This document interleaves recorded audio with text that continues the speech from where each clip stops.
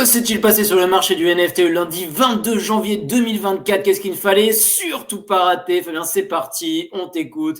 Mais avant ça, n'oublie pas le petit pouce bleu en bas de la vidéo. On s'abonne à la chaîne et surtout, on clique sur le lien dans la description pour avoir accès au Discord où on partage tous les jours des informations exclusives qu'on ne partage pas sur YouTube, les stratégies qu'on met en place, les calls qu'on donne et surtout les robots que Fabien code et développe lui-même et qui permettent d'avoir un avantage technique incroyable sur le marché pour de potentielles plus-values qui sont tout autant. Bref, du très lourd pour ceux qui veulent apprendre à gagner de l'argent avec les NFT. Fabien, à toi. Alors, il y a du lourd aujourd'hui, il y a du très lourd. On va parler de ça, ça va être incroyable. Restez jusqu'à la fin, parce que j'ai mis à la fin du coup. On va parler de runes et non pas de Harry Potter. On va pas parler d'Harry Potter, on va parler de milliards de dollars. Oh là là, je t'écoute. Alors, dans la lignée des tokens, des NFT qui font des jeux, on a Heroes of Mavia. J'imagine que c'est un petit jeu des familles. J'ai pas trop suivi dernièrement les jeux NFT, parce que je suis concentré sur un projet en particulier, et du coup j'ai un peu de mal à faire tout le reste. Ce qui est normal, ce qui est une bonne chose. Donc du coup, j'ai moins suivi le reste, mais je sais que, en tout cas, on continue dans la lancée des jeux qui font des NFT et des tokens. Depuis que Memland a sorti ça, maintenant tout le monde s'y met. Même d'ailleurs Azuki devrait s'y mettre. Voilà. Donc après, le gros jeu quand même backé par Binance, donc assez gros jeu. Mais j'ai pas vraiment plus d'infos là-dessus. Ok. Voilà.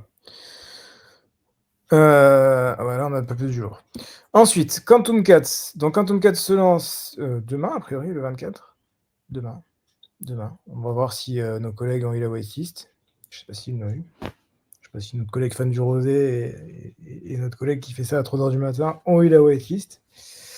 Dans tous les cas, le Genesis était en vente aux enchères à Sotheby's. Il s'est vendu pour 254 000 $, soit 6,3 bitcoins, parce que bon, j'imagine le mec en paye en bitcoin. Incroyable. Ça a été vendu par Sotheby's, ça? Ouais. Ouais, Sotheby's, ils ont fait une vente. Sotheby's Ordinals. Ah ouais, Ordinals Curated Sale. Il y avait tout ça en vente. On peut voir d'ailleurs. On a les collègues Shrumtoshi qui a vendu pour combien? Ah, ils sont chiants. C'est casse-couille chez Sotheby's. Il faut s'enregistrer pour voir les résultats.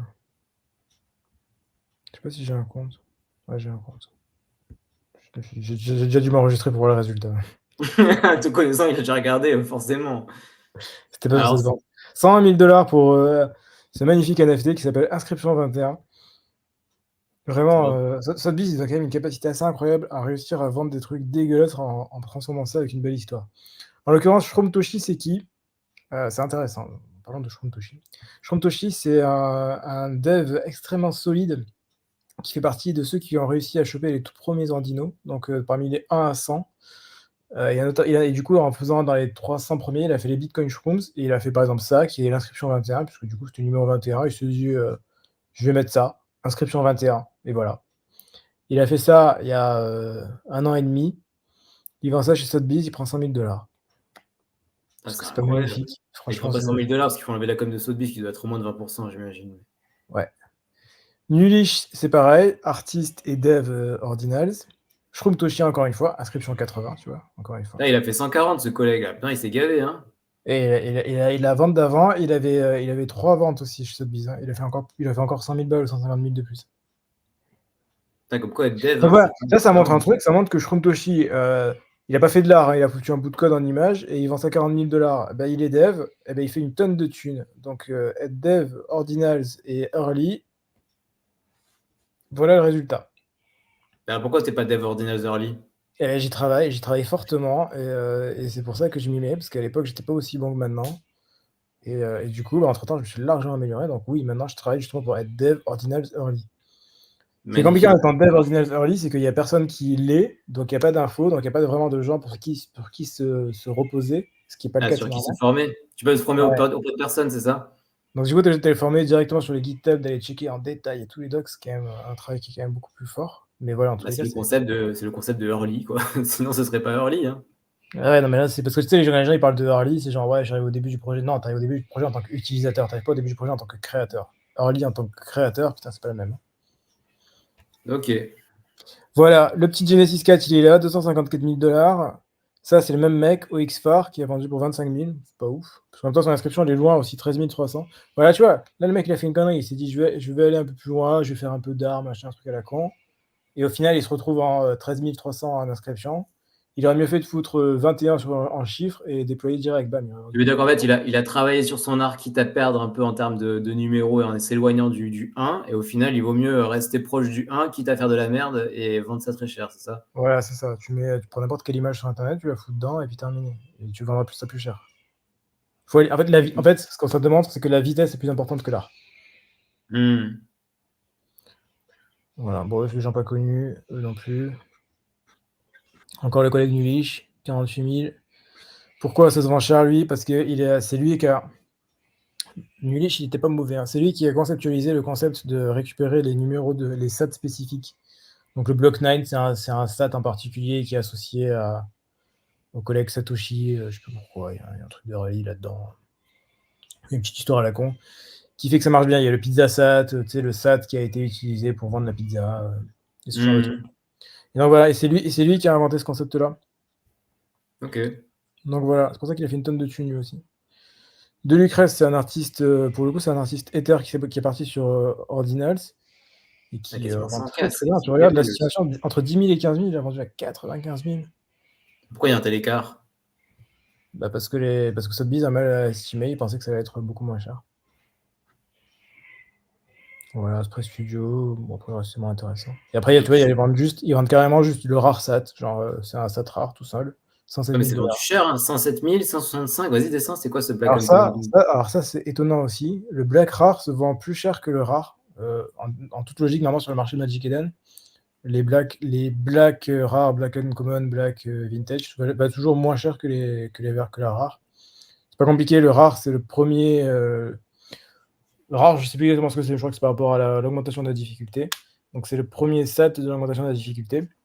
Et le Black Rare, du coup, c'est le dernier SAT du bloc de l'augmentation de la difficulté. Ok. Voilà. Et en général, du coup, le premier a plus de valeur que le dernier, en l'occurrence, là, non. Ce qui m'étonne un peu, mais je pense que ça a été juste parce que les mecs sont... Tu sais, à la fin, les mecs se battent pour avoir le truc, ça a dû monter plus vite d'un côté. Il y a une part d'émotion.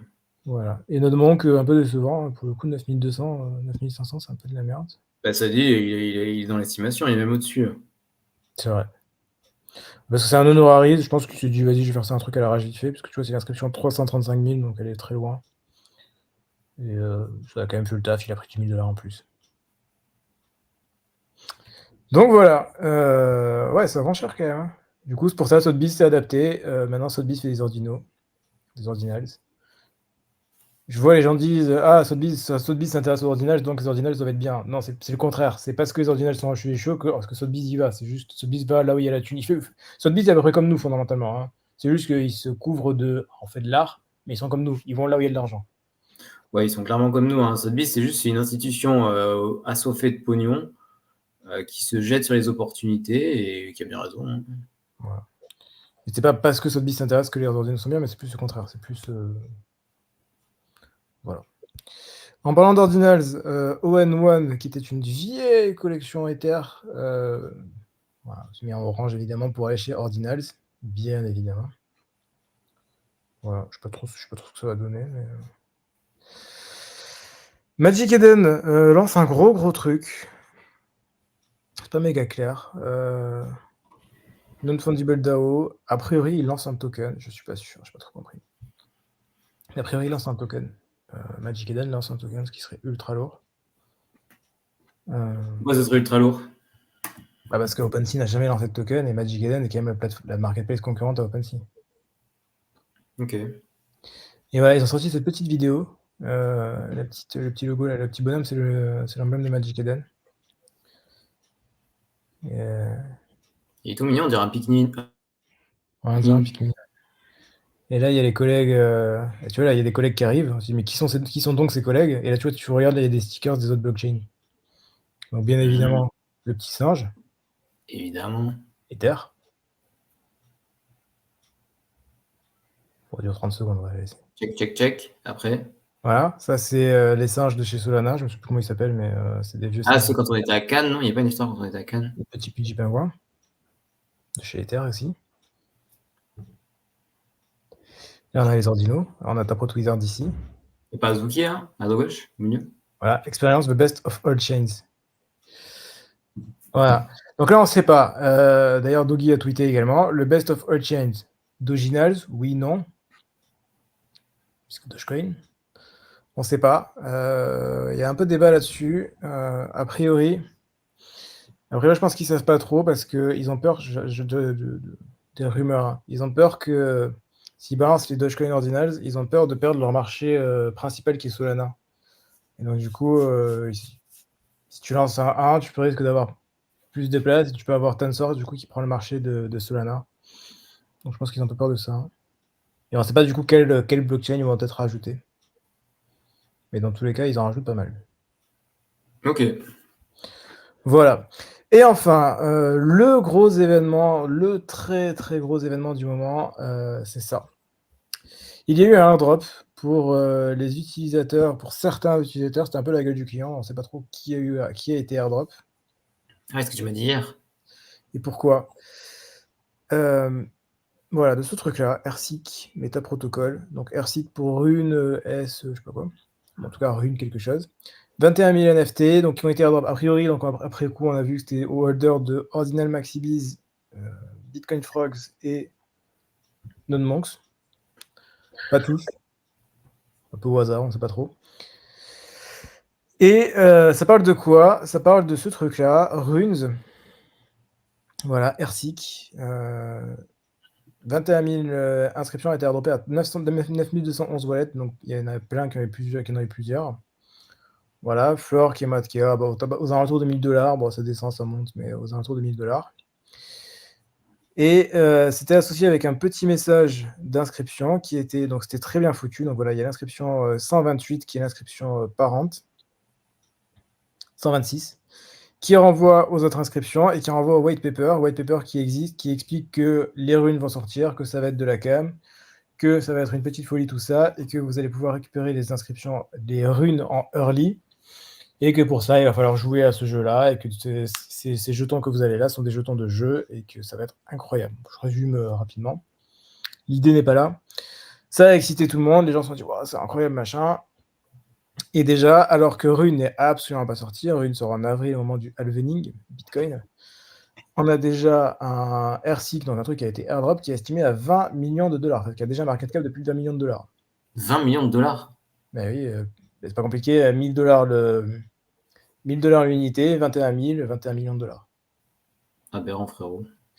Donc on a déjà un market cap qui est monstrueux sur un truc qui n'est pas sorti, qui dit que ça va faire partie des runes les plus early invérifiables. Pourquoi eux particulièrement par rapport à un mec lambda qui peut le faire invérifiable? Donc il y a beaucoup de rumeurs là-dessus. Enfin, il y a beaucoup de... En fait, on ne sait pas. Le truc est bien foutu, ok, mais pourquoi? Et du coup, qu'est-ce qui s'est passé? Ils ont pris 10% en allocation. Donc ça veut dire qu'ils ont airdropé un truc, ça vaut 21 millions de dollars, ils ont pris 10%. 10% aujourd'hui, s'ils vendent tout, c'est 2,1 millions de dollars. Le point important, le point le plus important, c'est que quand tu remontes des inscriptions et que tu remontes sur l'inscription parente, la toute première, celle-là, qui renvoie à Deploying More Inscription. Deploying More Inscription, ça vient d'un tweet de chez Rocktoshi et qui a dit « Regarde, j'ai fait l'inscription 125 Steady Lads et l'inscription 126 Deploying More Inscription », qui fait référence au passage à Feu, le mec de chez UST, là, de Terra Luna, qui avait dit Steady Lads Deploying More Capital. Le coréen Ouais, le coréen, ouais. Feu le coréen, dirons-nous. Ouais, je sais plus comment il s'appelle, bon. Ça fait référence à ça, et donc du coup, ça, c'est qui a fait c'est qui a inscrit ces deux inscriptions? C'est Rocktoshi. Et Rocktoshi, c'est qui? C'est magnifique. Oh, bon, c'est pas grave, je sais pas comment il s'appelle exactement. C'est Rocktoshi, et Rocktoshi, c'est qui? C'est le mec qui a fait NodeMonks, donc qui a pris 12 millions de dollars avec NodeMonks. C'est également le mec qui a fait Bitcoin Rocks, qui avait fait ça sous un autre pseudo, on en avait parlé. Et du coup, c'est également le mec qui avait fait 2-3 autres projets là-dedans et qui du coup fait un nouveau projet avec Rune. C'est incroyable, ce mec, il est incroyable. Donc ce même mec a pris plusieurs millions avec NodeMonks, plusieurs millions avec Bitcoin Rocks, plusieurs millions avec Sotheby's en vendant des trucs. Et là, il sort un nouveau truc tout seul. Oui, c'est déjà estimé à 2,1 millions de market cap. Ah, il est déjà sur la moon, lui. Ouais, ça veut dire quoi? Ça veut dire 2 choses. Alors déjà, je vois encore une fois sur pareil, je vois des gens qui s'indignent, c'est pas normal, machin, comme lui là, businessman. Alors, il n'y a pas à s'indigner. Le mec est excellent, il profite d'être excellent. Passer sous plusieurs pseudos et passer en tant que mec différent pour faire plusieurs projets, c'est brillant. Bien joué à lui. C'est brillant, j'ai rien à dire. Ça, c'est la première chose. Et une deuxième chose qui, pour le coup, je trouve extrêmement bullish, ça veut dire qu'un seul mec arrive à dominer le marché d'ordinals aujourd'hui. Donc ça veut dire qu'en étant suffisamment intelligent et en étant suffisamment proche du code et en arrivant à comprendre tout ce qu'il a fait, en comprendre bien en détail, ça veut dire qu'au final, des mecs qui sont early, qui font des inscriptions et qui sont dans les 10 000 premières inscriptions, il n'y en a pas tant que ça. C'est quoi, une poignée, non? Et il y en a une poignée, une toute petite poignée. Et des mecs qui arrivent à faire des trucs comme ça, il y en a très très peu. Donc ça veut dire qu'arriver à faire des trucs comme ça veut dire récupérer des marchés à plusieurs milliards de dollars. Milliards de dollars. Bah oui, Rune, ça va valoir plusieurs milliards de dollars. C'est une certitude, hein. Rune va avoir plusieurs milliards de dollars. Ouais, j'avais jamais de certitude. C'est une très très grande probabilité, dirons-nous. C'est une probabilité extrêmement forte. Voilà. On n'a jamais de certitude. Hein, On n'a jamais de certitude, évidemment. C'est une façon de parler. Et voilà. Oui, mais il y a des mecs qui vont te sortir ça. Enfin bref, voilà, bref. Ouais, c'est une façon de parler. Rune est probablement un protocole à plusieurs milliards de dollars. Ouais, ça veut dire du coup que quelques mecs seulement peuvent arriver à dominer tout le marché. Donc là, après, il y a l'autre, là, il y a Leonidas qui sort, oui, on va faire un projet qui va être faire, où on envoie 100 000 inscriptions, on envoie une chacun, machin. Ouais, ça c'est bien gentil, tout ça c'est pour faire semblant, c'est pour Twitter. Dans la pratique, vous êtes un putain de développeur, vous allez faire une thune monstrueuse là-dedans. Je trouve ça extrêmement bullish. C'est incroyable. Ce que ça veut dire quoi? Ça veut dire que en étant suffisamment proche du code, en travaillant suffisamment votre code et en étant dans les bons Discord sur lesquels certains développeurs travaillent sur Rune en ce moment même, avec le petit terminal qui est ouvert ici. Par exemple, le Discord d'NFT Money sur lequel vous pouvez accéder en cliquant sur le lien dans la description. Par exemple, ça veut dire que derrière, certes, il y a un peu de travail à l'avance, c'est le travail que je fais moi, mais waouh, je trouve ça incroyable que ce même mec arrive à dominer tout le marché des ordinals aujourd'hui. Voilà, il y en a deux au final, tu vois, il y a Taproot Wizard, c'est ça, Taproot Wizard, Rocktoshi. Ces deux mecs gèrent 90%, 95% du marché des ordinaux aujourd'hui. Avec Shroom Toshi d'ailleurs, qu'on a vu tout à l'heure, qui est un dev. Du coup, ces mecs-là me gèrent, ça veut dire qu'en gros, ils seront milliardaires, c'est ça? Non, c'est pas parce que le protocole va plusieurs milliards qu'ils seront milliardaires. Ça veut juste dire que si le protocole vaut plusieurs milliards au global et que tu arrives à récupérer ne serait-ce que 1% du marché des runes, tu prends plusieurs millions. Tu prends 1% de plusieurs milliards? C'est ça. Ben, 1 milliard, ça fait 1000 millions, donc tu prends au moins 10 millions. Voilà, c'est ça, tu prends plusieurs millions. C'est plus comme ça que tu veux le voir, même un peu moins, tu vois. Mais tu vas pas récupérer toute ta valeur, mais tu vois, là, par exemple, il récupère 10% d'un truc qui n'est pas encore sorti et qui est déjà estimé à 20 millions. Donc, en général, si tu es sur Rune le vrai, tu vas diminuer ton pourcentage, mais tu vas augmenter le market cap. Ouais, donc il va rester globalement autour de 2-3 bars. Voire plus, ouais. Donc voilà, apparemment le code qui est derrière Rocktoshi est absolument incroyable. Ça utilise la récursion, ça utilise le protocole TAP, ça utilise une manière de distribution qui est fantastique. Donc je vais étudier tout ça en profondeur. Il y a beaucoup de choses à étudier. Mais je pense que la récompense vaut largement le travail demandé. Clairement. Ouais. Voilà, je trouve ça incroyable. Genre l'histoire, je la trouve folle. Ok. Tu veux ajouter quelque chose? Non, mais c'est tout. Moi, je vois qu'on a le retour de notre collègue. Notre collègue au volant de 133 tonnes sur les routes de la Pologne. Un plaisir également. Toujours un plaisir, Antoine Routier. Salut Alex. Pas d'autres collègues, pas de commentaires. Bon, on va clôturer la vidéo. Ouais, je pense. Merci beaucoup Fabien pour ce petit point quotidien. Pas le petit pouce bleu en bas de la vidéo. On s'abonne à la chaîne et surtout si vous voulez accéder au Discord, on vous partage des dingueries comme sur Rune. On partage tous les stratégies qu'on met en place, les calls, les informations qu'on ne partage pas sur YouTube et surtout les robots que Fabien code et développe à la main qui permettent d'avoir un avantage technique incroyable sur le marché. pour de potentiels plus-values qui sont tout autant. Bref, du très très très lourd pour ceux qui veulent apprendre à gagner de l'argent avec les NFT. On se retrouve demain pour un prochain point quotidien. Si la portez-vous bien, faites de l'argent. À la prochaine. Ciao, ciao. À la prochaine, ciao.